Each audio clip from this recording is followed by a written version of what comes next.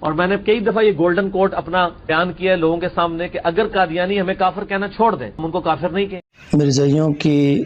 وجوہات کفر اور شاتم رسول، گستاخ رسول مرزا محمد علی انجینئر نے جو ان کا دفاع کرتے ہوئے یہ کہا کہ اگر قادیانی ہمیں کافر کہنا چھوڑ دیں تو ہم انہیں مسلمان تسلیم کر لیں گے۔ جواباً ہم کافی ساری گزارشات آپ کے سامنے رکھ چکے ہیں۔ احادیث متواترہ پر ہم بات کر رہے تھے کہ مرزا قادیانی اس لیے بھی کافر ہے کہ وہ احادیث متواترہ کا منکر ہے۔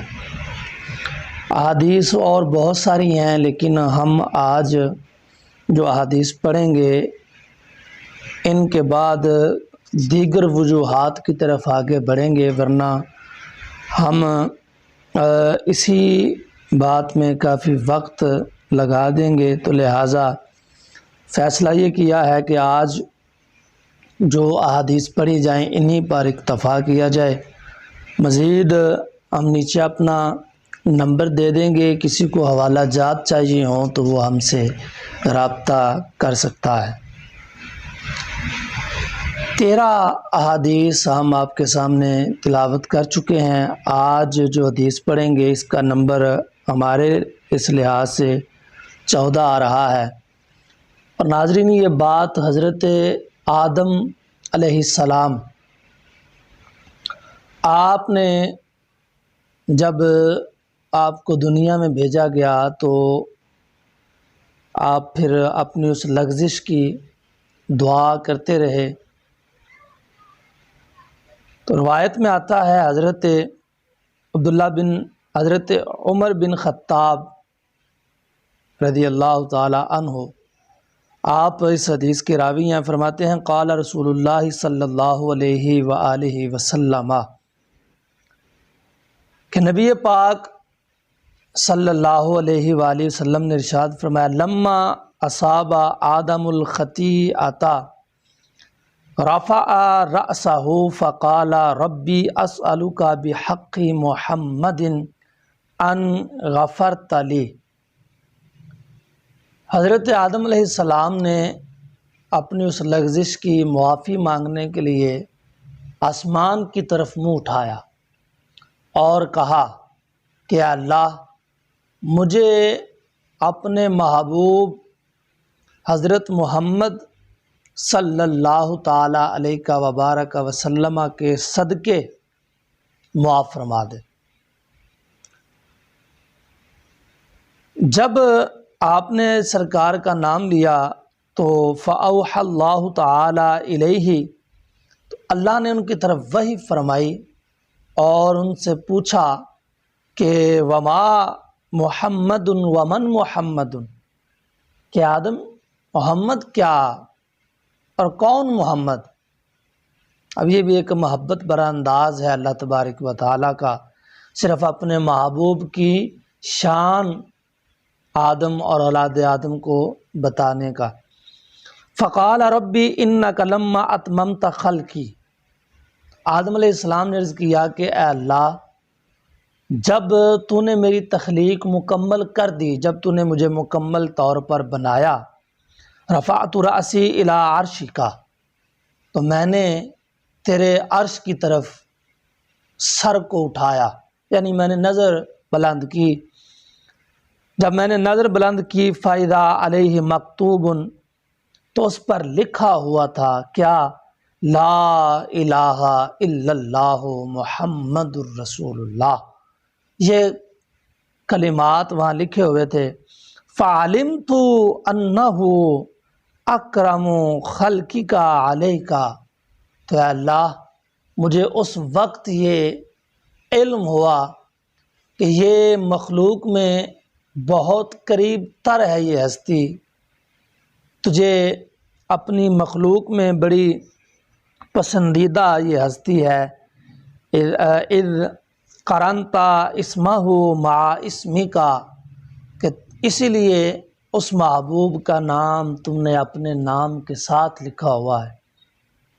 جب حضرت آدم علیہ السلام نے اپنا یہ اجتہاد اور اپنا یہ علم اللہ تبارک و تعالیٰ کی بارگاہ میں ظاہر کیا تو قال نعم قد غفرت لک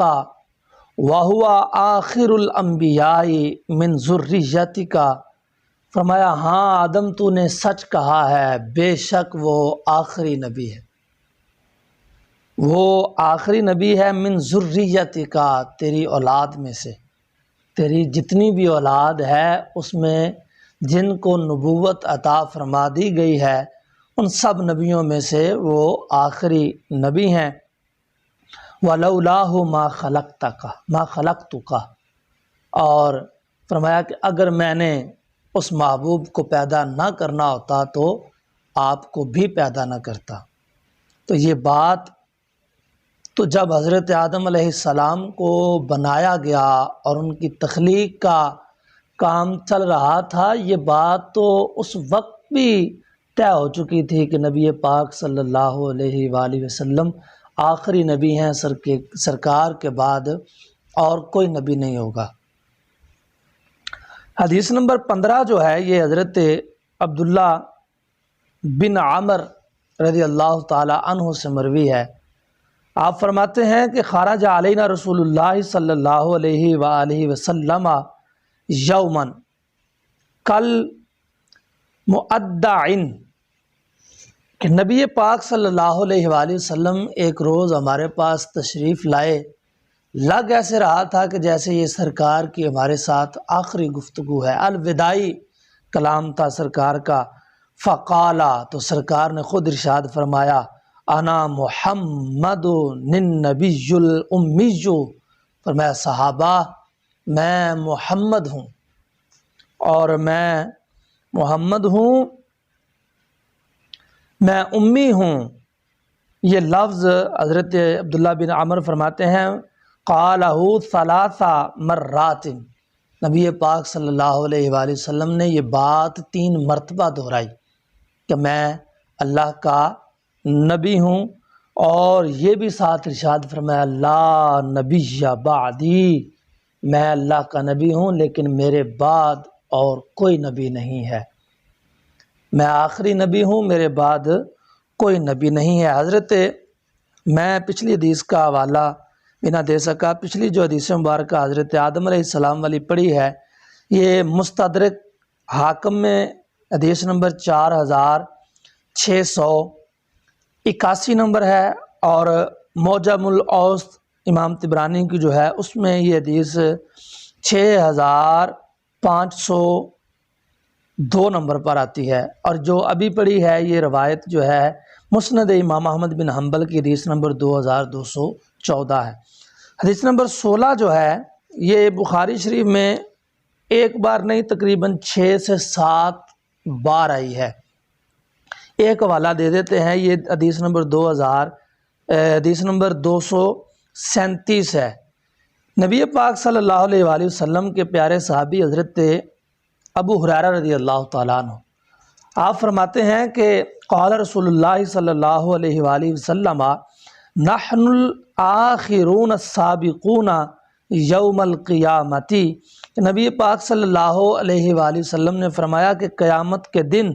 ہم آخری لوگ آگے آگے ہوں گے، ہم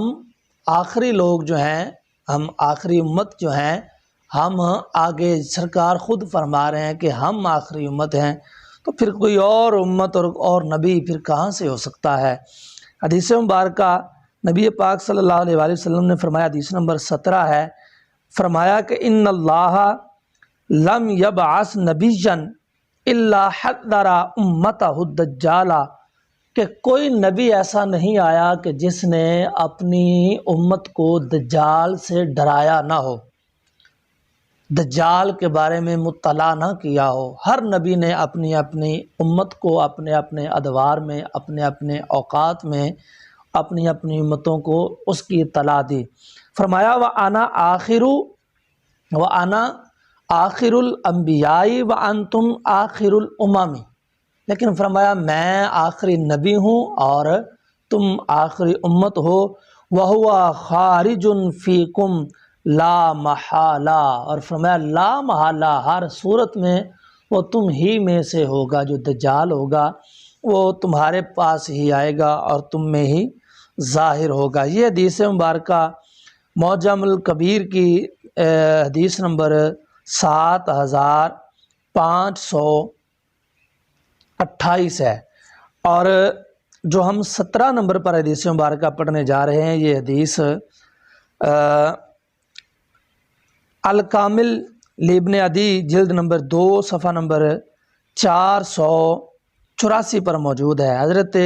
ایاس بن سلمہ رضی اللہ تعالیٰ عنہ حدیث کے راوی ہیں، فرماتے ہیں کہ قال رسول اللہ صلی اللہ علیہ وآلہ وسلم ابو بکر خیر الناس، ابو بکر لوگوں میں سے سب سے افضل ہے، جو میری امت ہے اس امت میں وہ سب سے افضل ہے، الا انہ لیس بنبی، لیکن یہ بات یاد رکھی جائے کہ ابو بکر نبی نہیں ہے۔ اس امت میں سب سے افضل جناب ابو بکر صدیق رضی اللہ تعالی عنہ، جو کہ نبی پاک صلی اللہ علیہ وآلہ وسلم کے سسر ہیں اور جو رازدار مصطفیٰ ہیں، بلکہ وفادار سیدہ فاطمہ الزہرا ہیں۔ حضرت ابوبکر صدیق کو حضور فرماتے ہیں ساری امت میں سے افضل ہے، لیکن اس کے باوجود نبی نہیں ہے۔ یہی حضرت علی المرتضیٰ شیر خدا نے بھی حضرت ابوبکر صدیق کے متعلق فرمایا۔ یہ جو حضرت علی المرتضیٰ سے حدیث مروی ہے، یہ مسند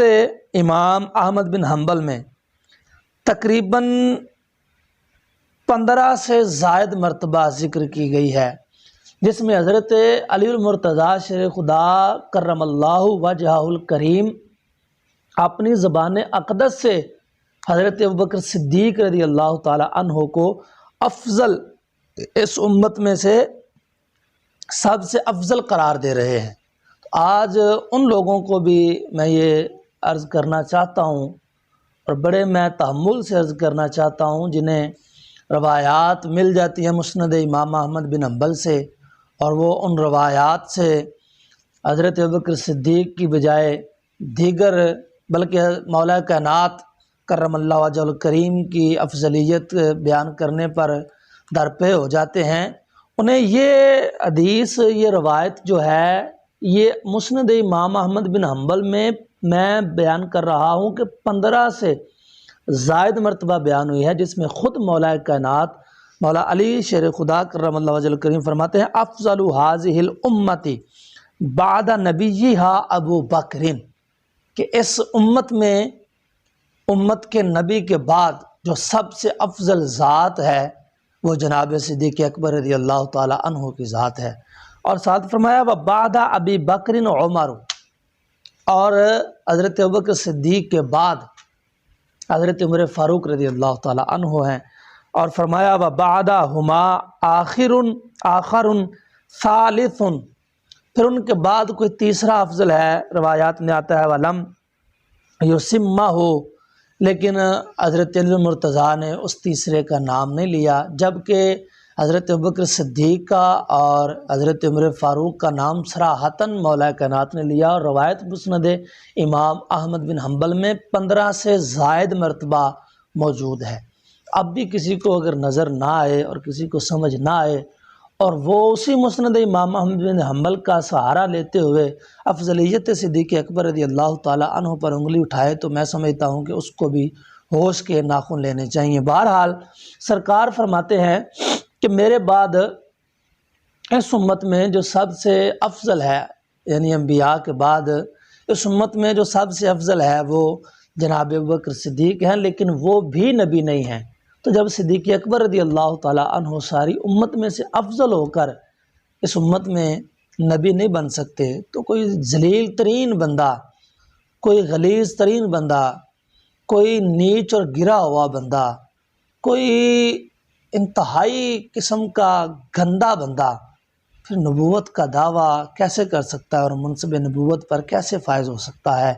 اللہ تبارک و تعالیٰ کی بارگاہ میں دعا ہے کہ خلاق کائنات ہمارا جو کچھ اب تک ہم نے بیان کر دیا ہے اسے اپنی بارگاہ میں شرف قبولیت عطا فرمائے اور حق کو سمجھ کر اس پر قائم رہنے کی توفیق عطا فرمائے۔ وما توفیقی الا باللہ۔